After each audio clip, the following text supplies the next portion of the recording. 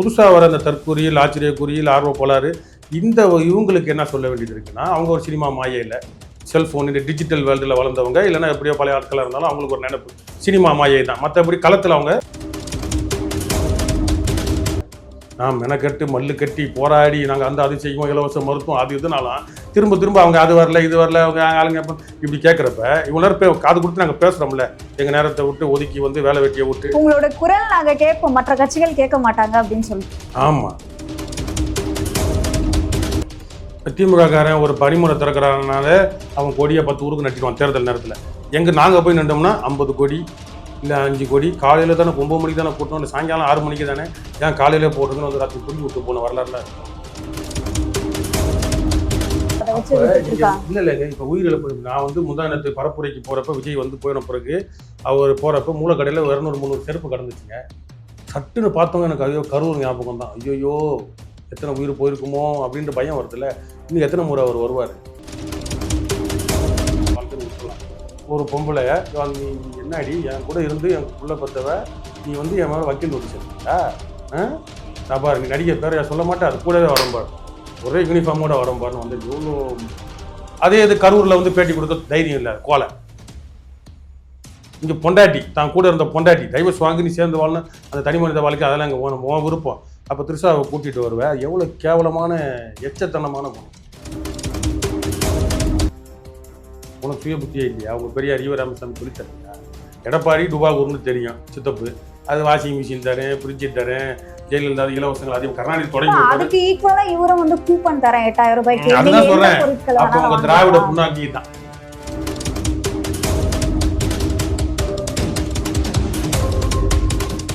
அரசியல் நகர்வு நேயர்களுக்கு வணக்கம். நான் உங்க தீபிகா. இன்று நிகழ்ச்சியின் சிறப்பு விருந்தினர் நாம் தமிழர் கட்சியின் பெரம்பூர் தொகுதி வேட்பாளர் வெற்றி தமிழன் அவர்கள். வணக்கம் சார். வணக்கம் சார். இப்போ வந்து நீங்க பெரம்பூர் தொகுதியில வந்து போட்டியிடுறீங்க. ஸோ நாம் தமிழர் கட்சிக்கு எந்த அளவுக்கு சாதகமா இருக்கு அந்த தொகுதி?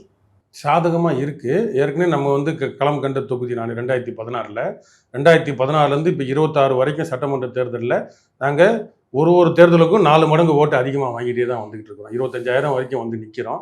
இந்த தேர்தலில் இன்னும் 10 மடங்கு ஓட்டு அதிகமாக வாங்குறதுக்கு நாங்கள் களம் கண்டுட்டு இருக்கோம். கண்டிப்பா நீங்க அந்த தொகுதி மக்களை போய் சந்திச்சிருப்பீங்க. அந்த தொகுதி மக்கள் உங்களை எந்த அளவுக்கு வரவேற்கிறாங்க? அதுதான் இப்போ எல்லாருக்குமே வந்து நாங்கள் மக்கள் மத்தியில் சொல்றது, எது அரசியல், நீங்கள் வந்து இவரோட கூட்டணி போனா, மோடி வெளிநாடு போனா, எடப்பாடி இங்கே போனா, அதெல்லாம் அவங்களோட வயிற்று பிழைப்பு அரசியல். இன்னைக்கு நம்ம வயிறு, நம்ம உயிர், நம்ம உடல் தான் அரசியல். இன்னைக்கு நம்ம எல்லாரும் இப்படி இருக்கிறோம், நம்ம நிலைமை அடுத்த தலைமுறை நல்லா இருக்கணும், இலவச மருத்துவம், இலவச கல்வின்றது இதுதான், இப்படி தான் கொடுப்போன்றதை எடுத்து சொல்கிறோம். அப்படி சொல்ல வேண்டியது இருக்குது. இப்போ நல்லா பார்த்தீங்கன்னா, இப்போ ஆங்கிலத்தில் ஒரு வார்த்தை சொல்லுவாங்க, தெரப்பி. ஒரு ஆளுக்கு பக்கவாதம் வந்துருச்சு, இல்லை நடக்க முடியாமல் கீழே விபத்தில் அடிபட்டாங்க அப்படின்னா அவங்க புண்ணுக்குன்னுலாம் அடி திரும்ப நடக்கிறதுக்கு தெரப்பி பண்ணுவாங்க. மருத்துவம், நீண்ட நாள் தேவை மருத்துவம். அவங்களை நடக்க வைக்கிறதுக்கு, காலை பிடிச்சி விடுறது, கையை பிடிச்சி நடக்க வைக்கிறதுக்கு. அந்த மாதிரி மக்கள் வந்து இந்த திராவிடத்தால் ஒரு உளவியலாக அடி வாங்கியிருக்கிறாங்க. என் விரல் மாறாதுப்பா, நாங்களாம் ஆனால் எடுக்கிறது பிச்சை, இல்லை ரோட்டோரமாக உட்காந்து கடை வச்சுருப்பாங்க, இல்லை வட்டிக்கு கட்டிகிட்டு இருப்பாங்க, சோத்துக்கே வழி இல்லாமல் கிழிஞ்ச சேலை கட்டியிருக்கோம் ஆயா, அதுக்கிட்ட போய் கேட்டிங்கன்னா நான் காலங்காலமாக எம்ஜிஆர்ப்பா, நாங்களாம் சூரியன், எங்கள் விரல் மாறாதுப்பா, கண்ணு தெரியாது, கேட்ராக்ட் பண்ணியிருக்க மாட்டாங்க, கேட்ராக்ட் பண்ணாமல் கண்ணு போயிருக்கும். அப்போ இந்த மாதிரி அரசோட சலுகைகளோ இல்லை எந்த ஒரு நிவாரணங்களோ திட்டங்களோ எதுவுமே தெரியாது, இல்லை பயனடைய முடியாது, அந்த அலக்கழிப்பில் அல்லல் பட்டு அவதிப்பட்டு இருந்தாலும் அந்த உளவியலாக என் விரல் மாறாதுன்னு இருப்பாங்க. அப்போ அவங்களுக்கு ஒரு தெரப்பி கொடுக்க வேண்டியது. ஆத்தா இப்படி இல்லை ஆத்தா, இதெல்லாம் மாறணும், நீ தான் ரோட்டோரமாக உட்காந்துருக்குற, உன் பேர பிள்ளைங்களாம் படித்தாலும் சரக்கு அடிச்சுட்டு கஞ்சா அடிச்சுட்டு உன் பெரிய அக்கா தம்பி அங்கே ரோட்டில் படுத்து கிடக்கிறான், இதெல்லாம் மாறணும்னு நாங்கள் நினைக்கிறோம், இதெல்லாம் மூடணும்னு நினைக்கிறோம்னு சொல்ல வேண்டியது இருக்கு. அவங்க கொஞ்சம் ஒரு அடிப்படை அரசியலை வந்து புரிய வைக்க வேண்டியதாக இருக்கு அந்த. ஆமாம் ஆமாம். இது வந்து இந்த பழைய தலைமுறைக்கு, இந்த திராவிடத்தால் பாதிக்கப்பட்ட தலைமுறைக்கு. இப்போ புதுசாக வர அந்த தற்கூறியல், ஆச்சரியக்குறியல், ஆர்வ கோளாறு இவங்களுக்கு என்ன சொல்ல வேண்டியது இருக்குன்னா, அவங்க ஒரு சினிமா மாயையில் செல்ஃபோன் இந்த டிஜிட்டல் வேர்ல்டில் வளர்ந்தவங்க, இல்லைன்னா எப்படியோ பழைய ஆட்களாக இருந்தாலும் அவங்களுக்கு ஒரு நினைப்பு சினிமா மாயை தான். மற்றபடி களத்தில் அவங்க அரசியல் அனுபவமோ இல்லை வேறு ஏதோ ஒரு அனுபவமோ இருந்தால் அவங்க வேறு மாதிரி யோசிப்பாங்க. ஏதோ ஒரு கட்சி சார்ந்தோ, அரசியல் சார்ந்தோ, இயக்கம் சார்ந்தோ, இனம் சார்ந்தோ, சாதி சார்ந்தோ யோசிக்கிற கூட்டம் ஒரு பக்கம் இருக்கும். இந்த பக்கம் வந்து இவங்க வெறும் சினிமா மாயையில் வராங்க. அப்போ அவங்களுக்கு என்ன சொல்ல வேண்டியது இருக்குன்னா, சினிமா வேற, நிஜம் வேற. இன்னைக்கு யதார்த்த வாழ்க்கையில் ஒரு எம்எல்ஏனா பேச முடியுமா? பேச முடியுமா? நம்ம பிரச்சனைகளை காது கொடுத்து மக்கள் டைரக்டா அவங்க கூட இன்டராக்ட் ஆக முடியாதுன்னு சொல்றீங்க. இப்போ ஆர்டி சேகரன் எங்க தொகுதியில் எம்எல்ஏ, அதுக்கு முன்னாடி வெற்றிவேலு கொஞ்ச நாள் இருந்தாரு, அதுக்கு முன்னாடி கம்யூனிஸ்டா சவுந்தரராஜன், கம்யூனிஸ்ட் கட்சி வேற, அதெல்லாம் பேசுவாங்க கொள்வாங்க. நான் அவங்க ஆளும் அதிகாரத்தில் இல்லை, கூட்டணியில் ஜெயிச்சா கூட அடுத்து உடனே எதிர்க்கட்சியாக மாறிடுவாங்க. ஏன்னா அவங்க போராட்ட குணம் இருந்தாலும் அவங்க ஒரு மலிந்து போனதுனால அவங்களால செய்யவும் முடியாது. அப்படின்றப்ப கம்யூனிஸ்ட் கட்சி எம்எல்ஏனா அணுகலாம் அது. ஆனால் மற்ற எந்த அதிமுகவோ திமுகவோ சோகால்டு விஜயோ இவங்கெல்லாம் பார்த்தீங்கன்னா பார்க்க முடியாது, அவங்களால பேச யதார்த்த உண்மை தானே. அப்போ உங்களுக்கு எம்எல்ஏனா பேசணும், பழகணும், காது கொடுத்து செவி கொடுத்து உங்க பிரச்சனைகளை கேட்கணும். அதுலேயே பாதி பிரச்சனை தீர்ந்துடும். இல்ல நீங்க சொல்றதெல்லாம் வச்சு பார்க்கும் பொழுது டிஎம்கேக்கும் ஏடிஎம்கே இந்த மாதிரி டிவிகே போடுற ஆட்கள் எல்லாரும் முட்டாள்கள் மாதிரியும், ஆனா நாம் தமிழர் கட்சிக்கு ஆதரவு கொடுக்கறவங்க மட்டும் தான் அறிவாளிகள் மாதிரியும் பேசுறாங்க. புரிய வைக்க வேண்டியது இருக்கு அப்படின்னா மக்கள் வந்து அவங்களுடைய மனநிலை எப்படி இருக்குன்னு பார்த்துதான் வந்து ஓட்டு எல்லாரும் ஒரே மாதிரி இருக்க மாட்டாங்கல்ல. இப்போ ஒரு எதை சொன்ன மாதிரி எல்கேஜி யூகேஜி படிக்கிற பையன்கிட்ட போயிட்டு 2வது 3வது படிக்கிற பிள்ளைகிட்ட போயிட்டு ஓட்டு கேட்க வீட்டுக்கு வெளியே நிற்பாங்கல்ல. அப்போ 7வது படிக்கிற பசங்க தான் எல்கேஜி யூகேஜிலேருந்து படிக்கிற பசங்களாம் நாங்கள் டிவிக்கே இல்லைன்னா நாங்கள் விஜய் இதை சொல்லாமல் சிரிக்கிறது நம்மளை பார்த்து. அப்போ நான் கேட்பேன், உங்கள் வீட்டில் உங்கள் அப்பா எதுக்குப்பா வேலைக்கு போகிறாரு, அம்மா எதுக்கு வீட்டில் எல்லா வேலையும் பார்க்குறாங்க, இல்லை வேலைக்கு போகிறாங்க தெரியலையே, எதுக்கு போகிறாங்க, வீடை பார்க்கணும், பிள்ளைங்களை பெற்ற பிள்ளைங்களை வளர்க்கணும். அப்போ ஒரு தலைவர் ஒரு எம்எல்ஏ இல்லை மக்கள் ஊரில் 4 பேரில் தேர்ந்தெடுக்கிறவங்க என்னப்பா பண்ணணும். அப்போ நம்ம பிரச்சனைகளை கேட்கணும். உனக்கு ஒரு பிரச்சனை உங்கள் அப்பா கேட்பாரா இல்லையா, சும்மா கையை காட்டிட்டு போயிடுவாரா. அப்போ அது அவனுக்கான தெரப்பி. ஒரு பச்சை பிள்ளைக்கு ஒரு 5வது படிக்கிறவனுக்கு 7வது படிக்கிறவனுக்கு நம்ம வந்து சொல்ல வேண்டியது இருக்கு. அப்போ ஒரு குடும்பம் வந்து யார் சூஸ் பண்ணணும் அப்படின்ற ஒரு பேசிக் வந்து இருக்கு. சோ அது மூலியமா தான் தேர்ந்தெடுக்கிறாங்க. ஆனா நீங்க நாம் தமிழருக்கு போட்டாதான் அது உங்களுக்கு ஒரு தெரப்பி கொடுக்கணும் போலயே. அப்ப இந்த 7வது படிக்கிற பையனுக்கு எல்கேஜி யூகேஜி படிக்கிற பையனுக்கு இந்த விவசாய சின்னத்தை பார்த்து பிள்ளைய பார்த்து கேட்டா ஒரு அம்மா சோறு ஊட்டிட்டு இருக்குது, யாருன்னா ஃபார்மர்னு இங்கிலீஷ்ல சொல்லலாம், இங்கிலீஷ் மீடியம் படிக்கிறேன்னு, இல்லைன்னா வந்து விவசாயின்னு சொல்லலாம். இது விஜய்னுதுங்க, இல்லை வேற ஏதாவது சினிமா பாருங்க பேசும். பிள்ளைங்களுக்கு அவ்வளோதான் அறிவு, அதுங்களுக்கு அனுபவம் இல்லை. பிள்ளைங்களுக்கு என்ன மெச்சூர் முதிர்ச்சி இருப்பான். அப்போ அதுங்களுக்கு சொல்லணும், இல்லைப்பா இது நம்ம தாத்தா பாட்டி இந்த மாதிரி அந்த காலத்தில் நம்ம இயற்கை விவசாயம் இந்த இயற்கலப்பில் தான் பண்ணாங்க, இன்னைக்கு தான் டிராக்டர் வந்துருச்சு, இதுதான் இப்படின்னு நம்ம சொல்கிறப்ப அதுங்களுக்கு ஒரு பாடம் புகட்டுறோம். அப்போ வயசுக்கு அந்த வடிவேலும் பேருனா கமலும் கோழி கடை வச்சிருப்பாங்களே, கவுண்டமணி செந்திலும் வாங்க போவாங்களே, நீ எத்தனாவது படிச்சிருக்க, அதே கோழி தாண்டா அப்படின்னு 2 பேருக்கு வித்தியாசமா பாடம் எடுப்பார்ல கமல் அந்த படத்துல. கோழி கறியை வெட்டுறப்ப இது நீ 2வது படிக்கிறப்ப எடுத்த போட்டோவா, இது நான் 18 வயசுல எடுத்த போட்டோ, அது இப்படி ஒரே கோழியா 2 தடவை வெட்ட முடியும். அந்த மாதிரி ஒருத்தவங்களுக்கும் நம்ம புரிய வைக்க வேண்டியது. சில பெண்கள்லாம் வந்து வயசு பெண்கள்லாம் நாங்கள் சந்தைக்குள்ளே போகிறப்ப எங்கேயாவது போகிறப்ப ஒரு புத்துணர்ச்சியாக சொல்கிறாங்க, நாங்கள் டிவிக்கே அப்படின்னு. ஏம்மா உனக்கு எம்எல்ஏனா பேசணும், கொல்லணும், பிரச்சனைகளை தீர்க்கணும் அப்படின்னா வாய்ப்பு கொடுங்க. இல்லை எங்கிட்ட போய் சந்து முந்தில் நிற்கணும், செத்தாலும் கண்டுக்க மாட்டாங்க, காரில் கையை காட்டிட்டு போயிடுவாங்க, செருப்பு தொலையணும், எங்கேயாவது அடிபட்டு சாகணும்னா அவங்களுக்கு ஓட்டு போடுங்க. இதானே யதார்த்தம், நம்ம அதானே கண்கூடா பார்த்துருக்குறோம். அப்போ இதை சொல்லாமல் என்ன பண்ணுவீங்க, அவங்களுக்கு சொல்லாமல் சரிண்ணே சரிக்கா நீங்கள் யாருக்கு வேணா போடுக்கான்னு சொல்லிட்டு வர முடியுமா? போராட்டம் அவங்க, அது அவங்க தனி மனித உரிமை. இன்னொரு இடத்துக்கு போய் நாங்கள் மோளெல்லாம் வாசிச்சுட்டு பரப்புரைக்கு போகிறப்ப ஒரு அக்கா மூச்சு திணற பேசுது. உட்காந்து அந்த குடியிருப்பில் இருக்க ஹவுசிங் போர்டில் இருக்கிற ஒரு 10 பெண்கள் இறங்கி வந்துட்டு எல்லாரும் இப்படி தான் வருவீங்க, நீங்கள் ஒன்றும் பண்ண மாட்டீங்க, ஏம்மா என்ன முன்ன பார்த்துருக்கிறியாம்மா, நாங்கள் வருஷம் வரோம், தேர்தல் அப்போ தான் வரோம், எங்களுக்கு நாங்கள் ஜெயிக்கலை, வெற்றி பெறலை, அதனால் நாங்கள் திரும்ப வாய்ப்பு கேட்டு வரோம், நாங்கள் வந்தால் வரோன்னு ஒரு 1/4 மணி நேரத்துக்கு மேலே பேசிட்டேன். திரும்ப அந்த அம்மா வந்து எல்லாம் இப்படி தான் வருவீங்க அப்படின்னு சொல்கிறப்ப நான் ஒரே வார்த்தை சொன்னேன், இது போல் உன் வீட்டு வாசலில் வந்து இன்னொரு வேட்பாளர் யாராவது வந்து நின்று நான் பேசின நேரத்தை விட 1 நிமிஷம் அதிகமாக பேசிட்டாங்கன்னா அவங்களுக்கே ஓட்டு போடுறோம். அப்படிலாம் சொல்லாதீங்க. நான் சொன்னது உண்மையா இல்லையா? நான் மெனக்கட்டு மல்லு கட்டி போராடி நாங்கள் அது செய்வோம், இலவச மருத்துவம் அது இதுனாலும் திரும்ப அவங்க அது வரல இது வரல, அவங்க ஆளுங்க இப்படி கேட்குறப்ப இவ்வளோ நேரம் காது கொடுத்து நாங்கள் பேசுகிறோம்ல, எங்கள் நேரத்தை விட்டு ஒதுக்கி வந்து வேலை வெட்டியை விட்டு உங்களோட குரல் நாங்கள் கேட்போம், மற்ற கட்சிகள் கேட்க மாட்டாங்க அப்படின்னு சொல்லிட்டு. ஆமாம், உண்மை அதான். இப்போ அவர் வந்து கரியரை விட்டுட்டு வந்துட்டேன், எல்லாத்தையும் விட்டு வந்துட்டேன், எனக்கு ஓட்டு போடுங்கன்னு. நீ 200 கோடி 2000 கோடி பொண்டாட்டிக்கு கடன் கொடுத்துருக்க, அம்மாவுக்கு கடன் கொடுத்துருக்க, எல்லாம் கடன் கொடுத்துருக்கேன். நான் தான் என் கரியரை விட்டு வந்திருக்கிறேன், 20,000 ரூபா சம்பளத்தை விட்டுட்டு. அதனால யாரும் எதுக்கு கரியரை விட்டு வராங்க? இப்போ கரியர்னு நீ பேசுறதுனால நான் பேசுகிறேன். கரியர்னா என்ன? அப்போ ஒரு வாழ்க்கையில் ஒரு பயணம், நம்மளோட தொழில் பயணமோ இல்லை பயணமோ கரியர்னு சொல்லுவோம். அப்போ உன் கரியர்னா என் கரியர் என்ன? நீனும் ஒரு வேட்பாளர், நானும் ஒரு வேட்பாளர். உன் கரியர் வந்து சினிமா அது பேசாமல் விட்டுனா என் பிழைப்புன்னு சொல்லியிருந்தா நான் விட்டுருந்துருக்கலாம். நீ கரியர்ன்ற அந்த கரியர் என்ன கரியர்? தம் அடிக்கிறது, சினிமாவில் பல இளைஞர்களை வந்து தவறாக வழி நடத்துனது. எம்ஜிஆர் அப்படி கரியர் இல்லை. எம்ஜிஆர் கரியர் தனி மனித வாழ்க்கையை விட்டுருங்க. எம்ஜிஆர் வந்து தம்மோ சாராயமோ வந்து அவர் படத்தில் நடிக்க மாட்டார். அப்போ அதை ஒரு கரியர்னு சொல்றதுல ஒரு நோக்கத்தோட அவர் நடிப்புல அவர் கரியரா இருந்தார், பொறுப்பு இருக்கு. அப்போ உன் கரியர்ல சமூக பொறுப்பு இது வரைக்கும் இல்லை. என் கரியர் சமூக பணியாக தான் இருக்கு. நான் அதை பெருமை பீத்திக்கிறதுக்காக சொல்ல மனசு இல்லை. நீ பெரிய ஆளாக இருக்கிறதுனால உன் பேச்சு எடுபடுறதுனால இதை கொஞ்சம் சொல்லி காட்ட வேண்டியதாக போகுது.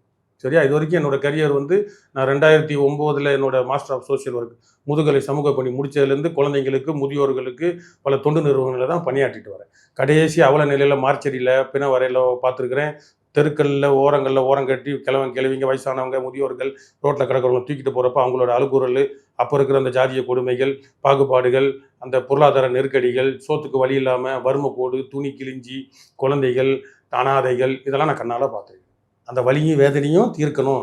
நம்ம போடுற ஒரு கையெழுத்து பச்சை மையோ, சிகப்பு மையோ, கருப்பு மையோ, ஒருத்தனுக்கு வந்து அது ஃப்ரீயாக ஒரு அட்டஸ்டேஷன் போடுறது, கெசட்டட் ஆஃபீஸர் கையெழுத்து போடுறதா என்னால் முடியும். நாங்கள் சட்டமன்றத்தில் பெரிய ஆளாகி இல்லை முதலமைச்சராகி அதெல்லாம் எல்லாம் மொத்தமாக சேர்ந்து உங்களை மாதிரி எல்லாம் திருந்தி எல்லாம் வாய்ப்பு கொடுத்தா நாங்கள் வென்றெல்லாம் பண்ணிடலாம். ஏதோ ஒரு அடிப்படை உறுப்பினரானால் கூட இது எங்களால் செய்ய முடியும். இதை மக்கள் புரிஞ்சிக்கணும். இது நாங்கள் குறிப்பாக பெண்களை பார்க்குறப்பையும் சரி, மக்கள் எங்கெங்கே கூட்டமாக உட்காந்துருக்குறாங்களோ சாலைகளில், வீதிகளில் அன்றாடம் பரப்புரைக்கு போகிறப்ப நின்று பேசிட்டு தான் போகிறோம். அவங்க காதில் உங்களுக்கு எளிமையாக பழக வேண்டிய ஆள் வேணும், எம்எல்ஏனா பேசணும் கொள்ளுங்கன்னா வாய்ப்பு கொடுக்குன்னு கேட்டுட்டு தான். சரி, இப்போ இந்த ஒரு கொஸ்டின் ஏன் உங்ககிட்ட எழுப்ப போறேன் அப்படின்னா, இப்போ அதாவது விஜய் அவர்கள் பரப்புரை மேற்கொள்ளும் பொழுது அதாவது திமுகவை சேர்ந்த சில பேர் வந்து இந்த உடஞ்ச கண்ணாடி பாட்டில்கள்லாம் வந்து பெண்கள் மீது வீசினாங்க, இது வந்து திமுக தான் பண்ணிச்சு அப்படின்ற மாதிரி குற்றச்சாட்டுலாம் வச்சுட்டு இருக்காங்க. ஒரு கட்சி புதுசா வருதுன்னா திமுக இந்த மாதிரியான வேலைகள் பண்றதா பொதுவாகவே ஒரு கருத்து இருக்கு. ஏன்னா விஜயகாந்த் அவர்கள் கூட வந்து சொல்லியிருக்காரு, நம்ம பேசிட்டு இருந்தா டக்குன்னு கரண்ட்டை கட் பண்ணுவாங்க, கூட்டத்தை வந்து தவிர்க்க முடியாத அளவுக்கு நெரிசலான பகுதியை தான் ஒதுக்குவாங்க. இந்த மாதிரி வந்து ஒரு புதுசா ஒருத்தர் வராங்க அப்படின்னா இந்த மாதிரியான விஷயங்களை திமுக பண்ணும் அப்படின்ற ஒரு குற்றச்சாட்டு இருக்கு. இப்போ நாம் தமிழருக்கும் இது மாதிரியான விஷயங்கள் வந்து நடந்திருக்கா, இல்லைன்னா விஜய் வந்து டிஎம்கே விமர்சனம் பண்ணணும்ன்றதுக்காக அவரை சார்ந்தவர்கள் நம்ம எதிர் அரசியல் பண்ணணும் எல்லாம். இப்போ விஜய் கிறிஸ்டின் அந்த தேவையில்லாத அரசியல் பண்றதை விட்டுட்டு விஜய் அரசியல் ரீதியாக எதிர்க்கணும். அவர் கருத்தியலே இல்லை, கருத்தியல் இருந்தால் கருத்தியலே எதிர்க்கணும், கருத்தியல் இல்லாதனால அதை சொல்லி காட்டுறோம். இப்போ இதை வந்து நம்ம இவங்களோட பிற்போக்குத்தனம் தான் நம்ம பார்க்கணும். சரியா? எல்லாருக்குமே எதிர்ப்புகள் இருக்கும். இப்போ காவல்துறை வந்து ஆளுங்கட்சிக்கு அதிகாரத்துக்கிட்ட காசை வாங்கிட்டு எல்லாம் பண்ணோம்.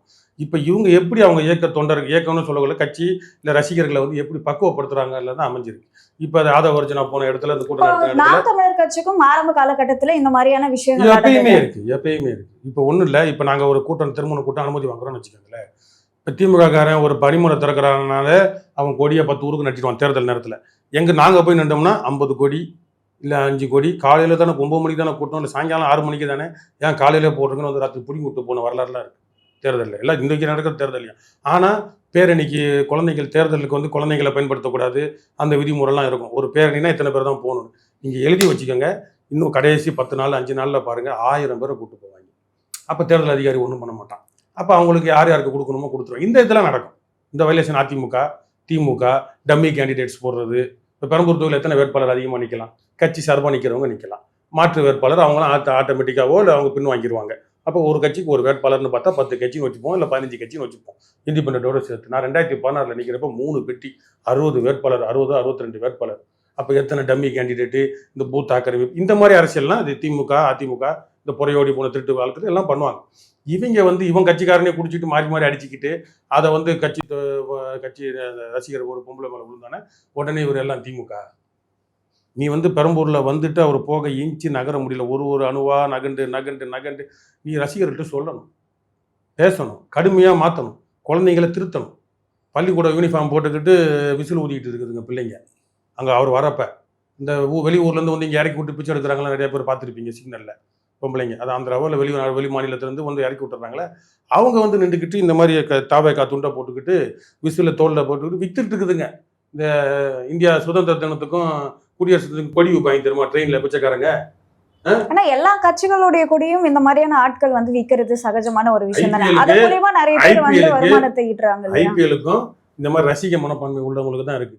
ஏன் திமுக ஏமா விற்கிறான் மாநாட்டுக்கு? அவன் கட்சிக்காரன் எவனாவது வைப்பான். இப்ப நாம் தமிழர் எடுத்துக்கோங்க, கட்சிக்காரன் ஆதரவாளர் பொதுவாகவே ஒரு கூட்டம் போடுற இடமா இருக்கட்டும், மாநாடு வெளியில வந்து எவ்வளவு தொழிலாளிகள் அதை வச்சு வித்துட்டு இருக்காங்க. இல்லைங்க, இப்ப உயிரிழப்பு. நான் வந்து முந்தானத்து பரப்புரைக்கு போறப்ப விஜய் வந்து போயின பிறகு அவர் போறப்ப மூலக்கடையில 200-300 செருப்பு கடந்துச்சுங்க.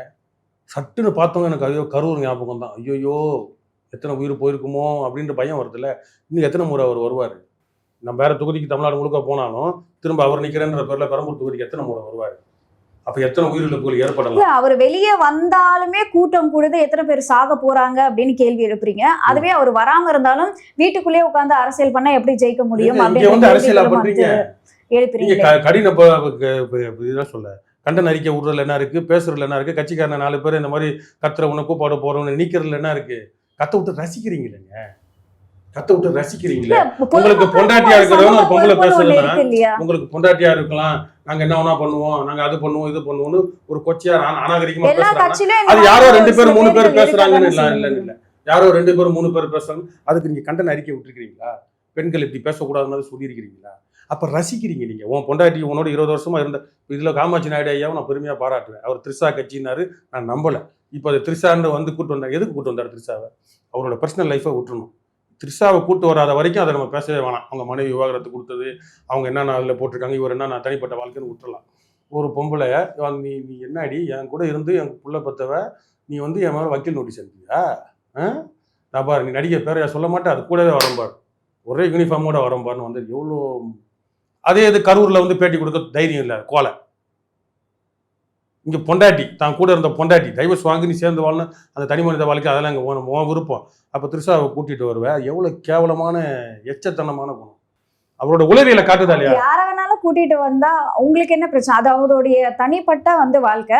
அரசியல் ரீதியா வந்து இது இப்ப டிஎம்கே எடுத்துக்கிட்டீங்க அப்படின்னா கூட சிவாஜி கிருஷ்ணமூர்த்தி இந்த போன்ற ஆளுங்கள் பெண்களை இழிவா பேசிட்டு இருக்காங்க. நீங்க வந்து ஒரு தனி மனிதனோட கேரக்டர், முதல்வர் அவர்கள் ஒரு தனி மனிதனோட இருந்து இப்படி பேசிட்டு இருக்காங்க. தனி மனிதனோட குணாதிசயம், அவரோட கெட்ட எண்ணங்கள் எப்படி வந்து சார்றதுன்னு தெரியணும்ல. ஒரு அரசியல் தலைவனா வரப்ப நீ எதை எப்படி, எந்த பிரச்சனையை எப்படி டீல் பண்ற, எப்படி அணுகிறன்றது இருக்குல்ல. சொல்றது புரியுதா உங்களுக்கு? இது த்ரிஷாவோட போய் வேற யாரோட அவனா போ டைவர்ஸ் வாங்கி என்னமோ பண்ணிட்டு அது யாருக்கு இம்மெட்டீரியல்.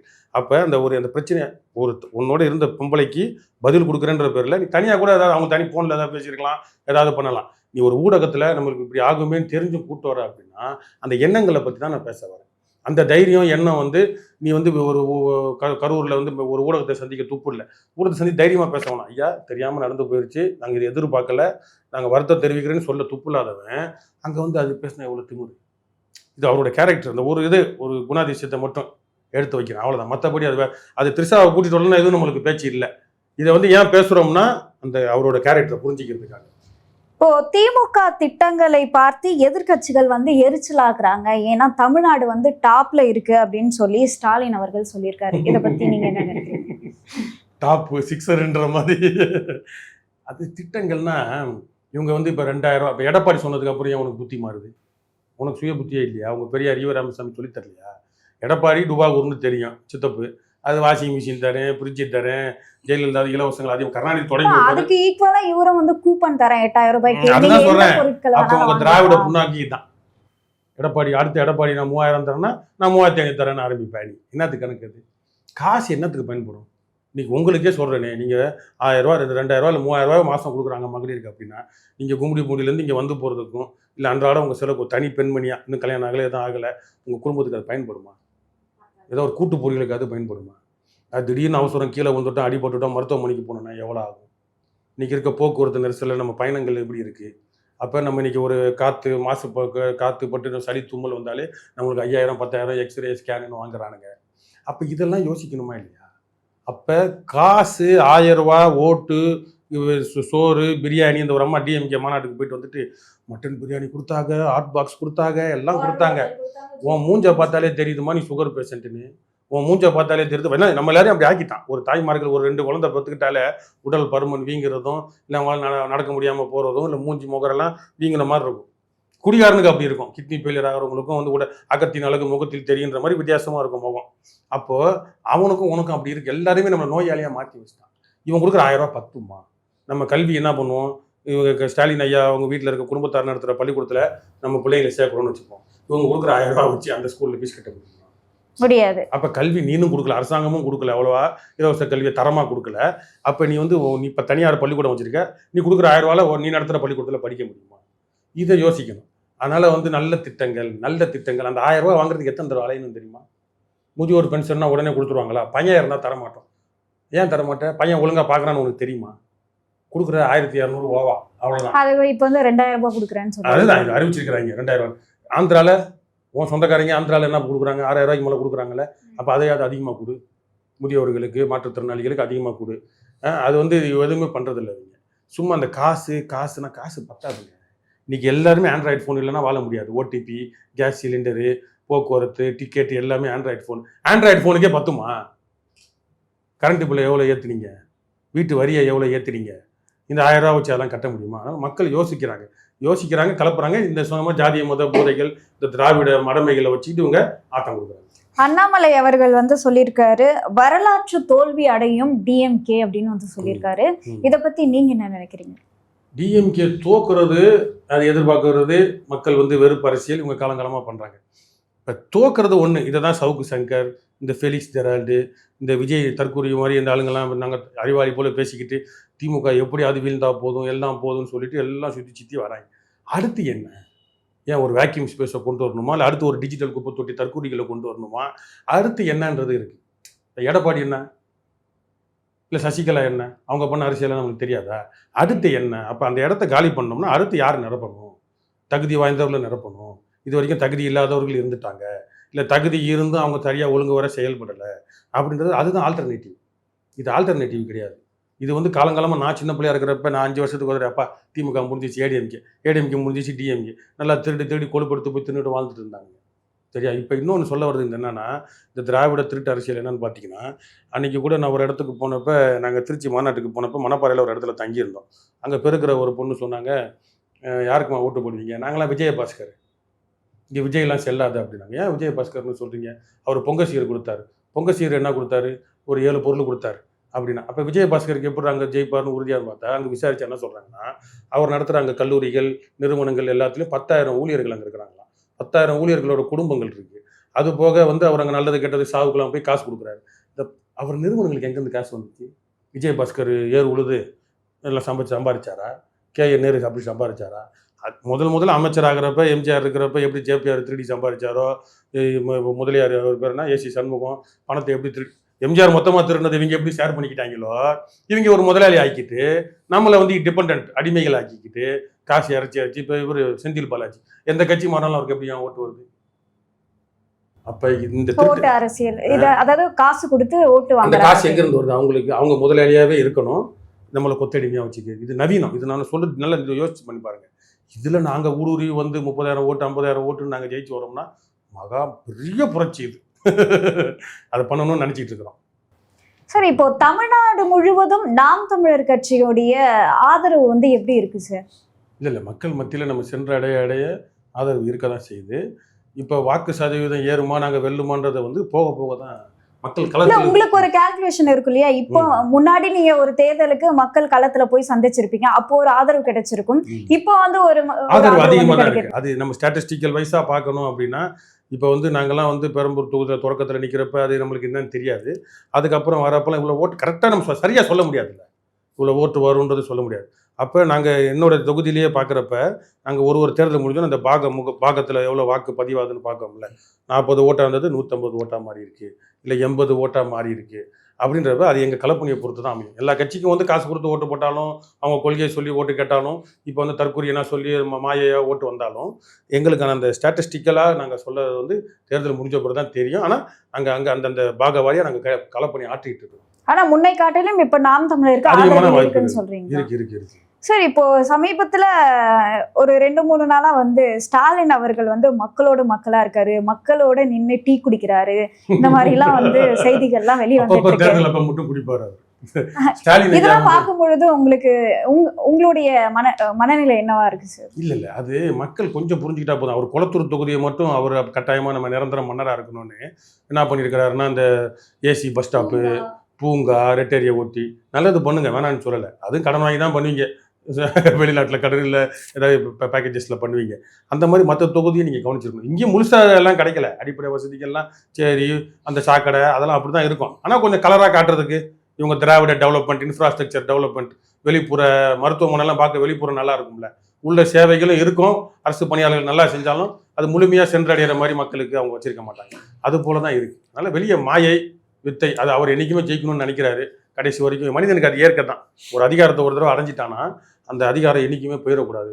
துரைமுருகன்லாம் பாருங்க, எல்லாம் தொங்கிருச்சு. அவருக்கெல்லாம் சீட்டு எதுக்கு? அவர் பையன் நாடாளுமன்ற உறுப்பினர் ஆகிட்டார். துரைமுருகனுக்கு எதுக்கு சீட்டு கொடுக்கணும்? அவருக்கு வயசு 90 கிட்ட ஆயிடுச்சுன்னு நினைக்கிறேன் நான். எதுக்கு? அவர் அந்த அதிகாரம், அந்த பணம் எப்படியாவது சம்பாதிக்கணும், நம்ம போகிற வரைக்கும் பொறுப்பில் தாண்டா போகணும்னு நினைக்கிறாங்க. அது மாறும்னு நினைக்கிறோம். உங்களோட நேரத்தை ஒதுக்கி பல்வேறு கேள்விக்கு விளக்கம் அளிச்சிருக்கீங்க. அதற்கு நன்றி. நன்றி.